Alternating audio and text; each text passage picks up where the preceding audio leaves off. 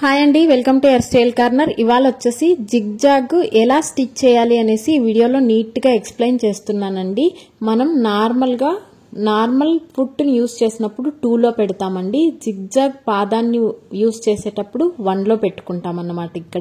ఇక్కడ వచ్చేసి 2 లో పెట్టుకోవాలి. అలాగే స్టిచ్ ఇక్కడ C లో పెట్టేసుకోవాలి.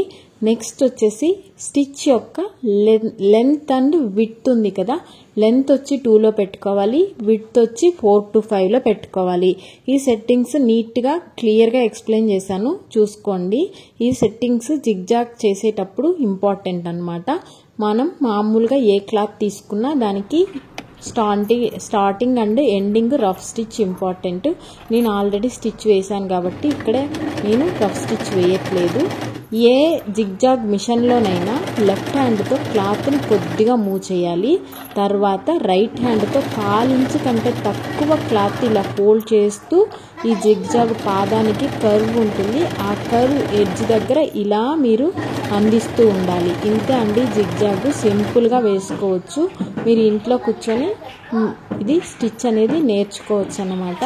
అలాగే మీరు దీన్ని జిగ్ జాగ్ పాలు స్టిచ్ చేసి ఒక బిజినెస్ లాగా కూడా చేసుకోవచ్చు.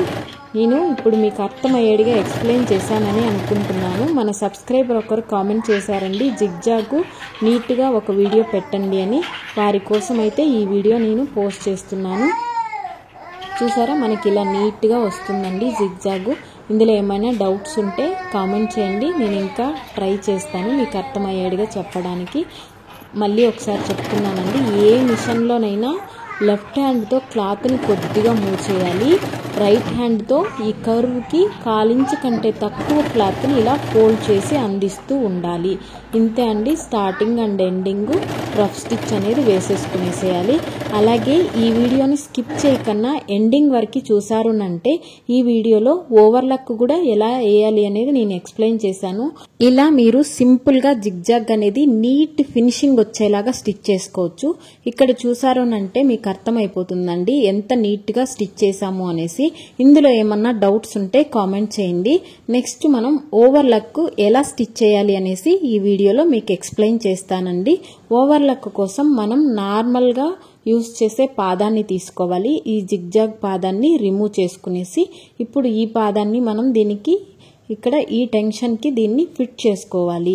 ఇలా ఫిట్ చేసుకున్న తర్వాత మనం సెట్టింగ్స్ అనేటివి చేంజ్ చేసుకోవాలి. ఏ పాదాన్ని యూస్ చేస్తామో ఆ పాదానికి సంబంధించిన సెట్టింగ్స్ని చేంజ్ చేసుకుంటూ స్టిచ్ చేసుకోవాల్సి ఉంటుంది. ఇప్పుడు జిగ్ జాగ్ ఎలా అయితే స్టిచ్ చేసామో ఈ పాదం యూస్ చేసి కూడా మీరు జిగ్ జాగ్ని స్టిచ్ చేయొచ్చు. అది కూడా రిలేటెడ్ ఓవర్లక్ లుక్ వస్తుంది, అంత నీట్గా ఉండదన్నమాట.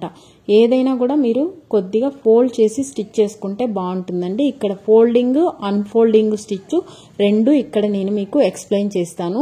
ఇప్పుడు నేను సెట్టింగ్స్ ఏవి చేంజ్ చేయలేదు, జిగ్ జాగ్కి ఎలా అయితే సెట్ చేసామో సేమ్ అదే సెట్టింగ్స్తో మీకు ఎక్స్ప్లెయిన్ చేస్తాను. ఇది కూడా ఓవర్లక్ వేయమని మన సబ్స్క్రైబర్ ఒకరు కామెంట్ చేశారండి, వారి కోసము ఓవర్లక్ అనేది నీట్గా ఎక్స్ప్లెయిన్ చేస్తూ వస్తూ ఉన్నాను. మనం ఇక్కడ పాదం చేంజ్ చేసాం కదండి, ఇప్పుడు నార్మల్ పాదంకి 2లో పెట్టుకోవాలి. అందుకే నేను ఇక్కడ సెట్టింగ్స్ అనేటివి చేంజ్ చేశాను, పాదానికి సంబంధించిన సెట్టింగ్ అనేది చేంజ్ చేసామన్నమాట.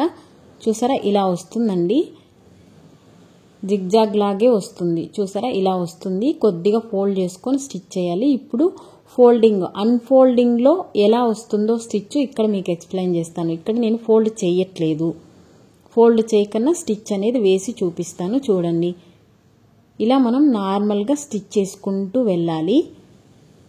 ఇది కూడా జిగ్ జాగ్ లాగే ఉంటుందండి, మీ ఇష్టము. మీకు ఇది కూడా ఓవర్లక్ లాగా వాడాలి అని అనుకుంటే వాడుకోవచ్చు, ఓవర్లక్ మిషన్ సపరేట్గా ఉంటే దాంట్లో అయినా వాడుకోవచ్చు. చూసారా, ఫోల్డింగ్ లేకుండా ఇలా వస్తుంది. ఇప్పుడు ఓవర్లక్కి నేను చేసే సెట్టింగ్స్ చేంజ్ చేసి మీకు ఎక్స్ప్లెయిన్ చేస్తానండి. ఓవర్లక్ మిషన్ ఉన్న వాళ్ళకైతే ఎక్సెస్ క్లాత్ని కట్ చేసి మీకు ఆ మిషన్లో ఓవర్లక్ అనేది స్టిచ్చింగ్ అనేది వస్తుంది. ఇప్పుడు మనం ఉషా జెనోమోలో అలా ఉండదన్నమాట. సెట్టింగ్స్ కోసం ఇక్కడ నేను 1లో పెట్టాను, మనం హెచ్లో చేంజ్ చేసుకోవాలి. ఇప్పుడు ఇక్కడ చూసారా, హెచ్లో పెట్టేసుకోవాలి ఓవర్లక్ కోసం అయితే. ఇప్పుడు స్టిచ్ యొక్క లెంత్ వచ్చేసి ఎస్ఎస్లో పెట్టుకోవాలి, విడ్త్ వచ్చి 4 to 5లోనే ఉండివ్వండి. ఇంతే. ఇప్పుడు మనం ఓవర్లక్ అనేది స్టిచ్ అనేది వేద్దాము, ఎలా వస్తుందో చూడండి.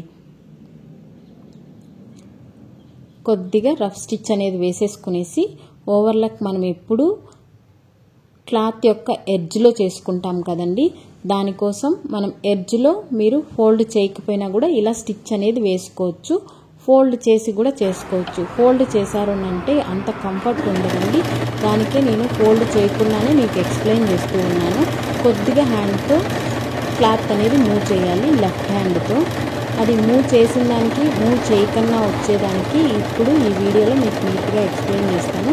ఇప్పుడైతే నేను ఇక్కడ కొద్దిగా మూవ్ చేస్తున్నానండి, ఇందాక మూవ్ చేయలేదు ఫస్ట్లో. చూసారా ఇలా వస్తుంది స్టిచ్చింగ్. ఇప్పుడు ఇక్కడ చూసారు అంటే ఈ హాఫ్ స్టిచ్ మీకు అర్థమవుతుంది. చూసారా, ఈ హాఫ్ నేను మూవ్ చేయలేదు, ఇక్కడ మూవ్ చేశాను. చూసారా, మూవ్ చేసిన దానికి క్లాత్, మూవ్ చేయని దానికి డిఫరెన్షియేషన్ మీకు ఈ రెండిట్లోనే అర్థమైందని అనుకుంటున్నాను.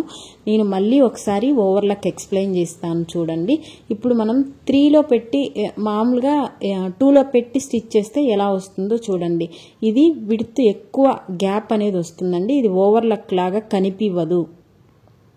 కాబట్టి ఓవర్లక్ స్టిచ్ చేసేటప్పుడు మనం స్టిచ్ యొక్క లెంత్ అనేది ఎస్ఎస్లో పెట్టుకొని స్టిచ్ చేయాలి. ఇలా మామూలు మనం స్టిచ్ చేసినప్పుడు 2లో పెడతాం కదా, అలా పెట్టి స్టిచ్ చేశారు అంటే స్టిచ్ ఇలా వస్తుంది. ఇది ఓవర్లక్ లాగా ఉండదండి. మీరు ఎక్కడైనా చిన్న చిన్న ఎంబ్రాయిడింగ్ కానీ లేదా కలర్ థ్రెడ్ వేసుకొని యూస్ చేసుకోవచ్చు అన్నమాట. దీనికి డిఫరెన్షియేషన్ అర్థమైందని అనుకుంటున్నాను. ఒకసారి మళ్ళీ ఓవర్లక్ ఎలా వేయాలి అనేది ఎక్స్ప్లెయిన్ చేస్తాను. వీడియో చివరి వరకు చూసారు అంటే మనం పాదం పక్కన ఉన్నటువంటి నెంబర్లు ఉన్నాయి కదా, ఆ నెంబర్లని ఎందుకు యూస్ చేస్తారు అనేది కూడా నేను ఈ వీడియోలో మీకు ఎక్స్ప్లెయిన్ చేసేస్తానండి. ఇలా నేను ఇక్కడ ఫోల్డ్ చేసి చూపిస్తున్నానండి.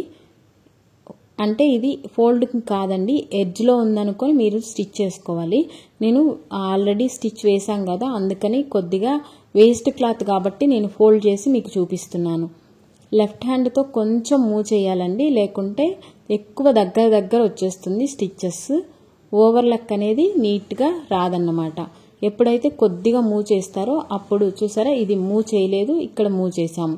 దీనికి డిఫరెన్షియేషన్ అర్థమైందని అనుకుంటున్నాను. కొద్దిగా మూవ్ చేస్తూ స్టిచ్ అనేది వేసుకుంటూ వెళ్ళాలి. ఇప్పుడు దీనినే మీరు 2లో పెట్టుకొని కూడా స్టిచ్ చేసుకోవచ్చు, లేదా 3లో పెట్టుకొని స్టిచ్ చేయొచ్చు. 3లో పెట్టి స్టిచ్ ఎలా వస్తుందనేది మళ్ళీ ఇక్కడ మీకు ఎక్స్ప్లెయిన్ చేస్తాను చూడండి. సెట్టింగ్స్ అనేది ఇంపార్టెంట్ అండి. మీకు ఏ లెంత్ కావాలి అనేదాన్ని నేను ఇక్కడ మీరు క్రియేటివిటీని బట్టి మీరు సెట్ చేసుకోండి. ఈ సెట్టింగ్స్లో స్టిచ్ అనేది ఇలా వస్తుంది అనేసి జస్ట్ నేను ఎక్స్ప్లెయిన్ మాత్రమే చేస్తున్నాను. అది మీ ఇంట్రెస్ట్, మీరు ఏ సెట్టింగ్స్లో పెట్టుకొని స్టిచ్ చేసుకుంటారనేది. ఇప్పుడు మనం 3లో పెట్టి స్టిచ్ చేస్తాం కదా, ఆ స్టిచ్ ఎలా వస్తుందో ఇప్పుడే మీకు క్లియర్గా చూపించేస్తాను చూడండి. ఇలాంటి మరిన్ని వీడియోస్ కోసం మన ఛానల్ని లైక్ చేసి షేర్ చేసి సబ్స్క్రైబ్ చేసుకోండి. మన ఛానల్లో ఆరి క్లాసెస్, హ్యాండ్ ఎంబ్రాయిడింగ్ క్లాసెస్ కూడా జరుగుతున్నాయండి. ఇంట్రెస్ట్ ఉన్న వాళ్ళకి షేర్ చేస్తే జాయిన్ అవుతారు.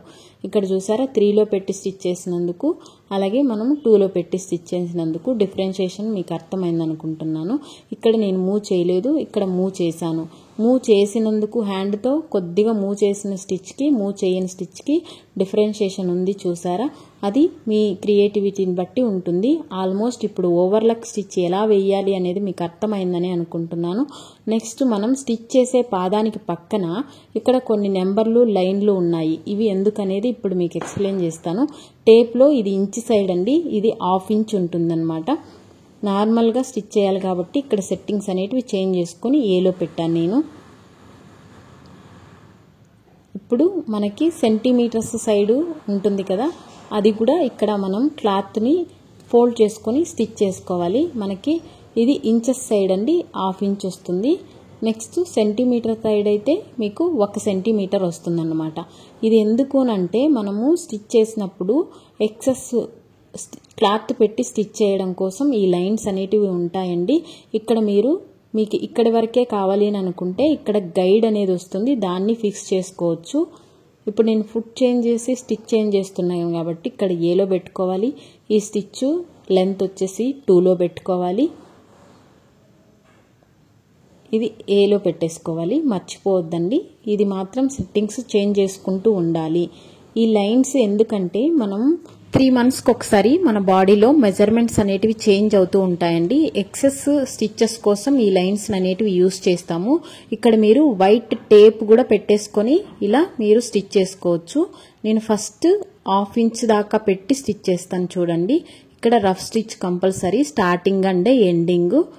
రిమైనింగ్ లైన్స్ ఉన్నాయి కదా, అవన్నీ కూడా మీకు ఇప్పుడే నేను ఎక్స్ప్లెయిన్ చేస్తాను. చూసారా, ఇక్కడ మళ్ళీ ఎండింగ్ లో రఫ్ స్టిచ్ అనేసి వేసుకునేసేయాలి.